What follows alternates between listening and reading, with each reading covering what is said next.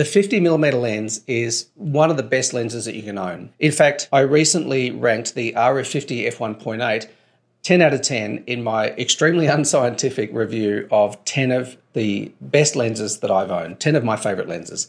And I didn't do that for its optical superiority, but rather its incredible versatility, its affordability, its speed, its weight, and its sheer accessibility to anybody, regardless of budget.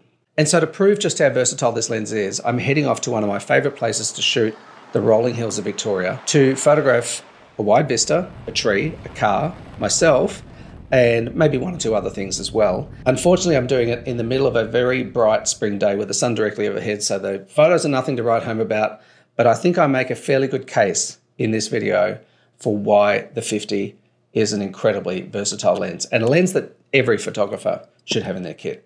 I'm going to attempt to take some half reasonable photos of my car, a tree, a wide vista, a person, maybe me, maybe my son, maybe some semi-macro, maybe even an abstract. If you only have one of these, you're not all that limited to what you can do, especially if you have a high resolution camera, then you can get away with a lot with this little lens by just simply cropping in. Likewise, you can create panoramic shots where you stitch together multiple images to create a wider image than you otherwise could get with a lens like this. As for portraits and stuff like that, the 50 is already renowned as an excellent portrait lens, especially if you're going for half body or full body, then it's really good for that. And so it's an extremely versatile focal length. Now you'll notice that, well, you may or may not notice that I've actually got it backlit at the moment.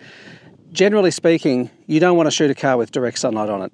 A car acts like a massive mirror, and in hot spots of bright points from the sunlight just don't look attractive. Yes, you've still got the odd hot point on the A-pillar there and other bits, but it's nowhere near as bad as direct light hitting the body of the car. We're just going to take a few snaps because we also want to get onto photographing the tree, the wide vista, and a few other bits and pieces. I just want to demonstrate just how versatile this lens is and how it's actually very good for shooting motor vehicles.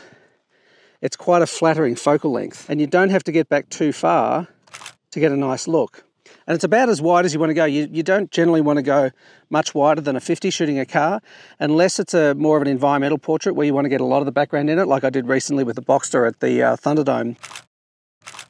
But you don't want to get too close with a wide lens on a car because it just distorts the hell out of it. Just like getting too close to a person's face with a wide angle lens gives them a big nose and pushes their ears back, all that kind of stuff. So it's the same with the car. 50 is also good for getting detail shots of the car, and because even with this inexpensive nifty 50 you can go right down to f1.8, you can get a nice shallow depth of field, blur out your background, isolate your subject. Boy, it's so bright out today. I'm shooting 4,000th of a second at ISO 100 f1.8. It's just so bloody bright. Something else which is easy to overlook when shooting a car, dead front on shots. There is always a tendency to want to shoot at angles, but don't underestimate the power of a dead front-on shot for impact. All right, I think that's enough of the car. Before I get cooked in the sun, I think we'll move on to the tree. So I want to make sure if there's any snakes around here, they can hear me coming and they piss off.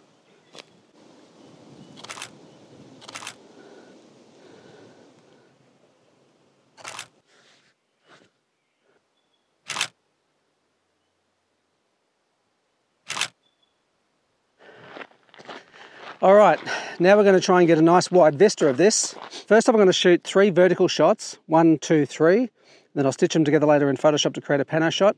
Then I'm actually going to try doing 9 shots, 3 across the top, 3 across the middle, and 3 across the bottom, and see how well they stitch together in Photoshop. All right, another thing is lock your exposure manually, because you don't want different exposures between each frame that you're going to stitch together. You want the exposure locked and for it all to be the same, which also means that you don't really want to be trying this when you've got light moving in and out of fast moving clouds, because then that's going to make it very tricky. First off, we're going 3 across. 1, 2, 3.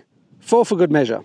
I'm going to try 6. 1, 2, 3, 4, 5, 6, 7, 8. Yeah, I thought we'd do 8 instead. Put my hand in front so I know that that's the end of that sequence. I should have put my hand in front at the beginning of the sequence too. Here's that 3x3 shot. 3 across the top, 3 across the middle, and 3 down the bottom. This shot is actually 16,500 pixels wide after cropping. I think it was about 21,500 pixels before cropping. Huge.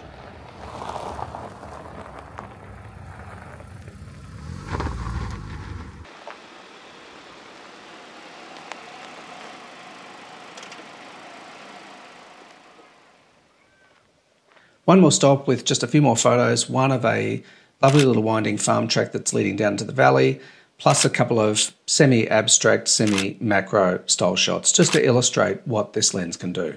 While I was editing this video, I decided that the photos of the car and of me weren't that crash hot. So I decided to photograph my son instead, and I decided to take some photos of the car in the driveway when the light was a little less harsh. So we'll have a look at those now, and then we'll wrap up.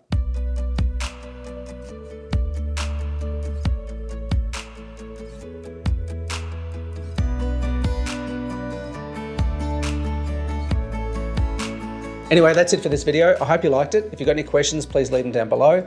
And if you don't have a 50, then I reckon you should get one. They're cheap, they're light, they're fast, they're versatile. Most of them are pretty damn sharp. Whether you get them from your camera manufacturer's brand or you go third party like Sigma or Tamron, I recommend Sigma. Their 1.4 lenses are bloody beautiful. They're art lenses. In fact, I'm filming this right now on their 35mm f1.4 with an adapter on my R6 Mark II. And it's a beautiful lens. Look how creamy the background is. Look at that. That background is 1.5 meters away, and look how beautiful it looks. So if you don't have a 50 and you're thinking of getting something really decent and you don't want to spring for an f1.2 or something crazy money like that, then go with a Sigma 1.4. They're bloody brilliant. Anyway, that's it for me. Thanks for watching. See you in the next one.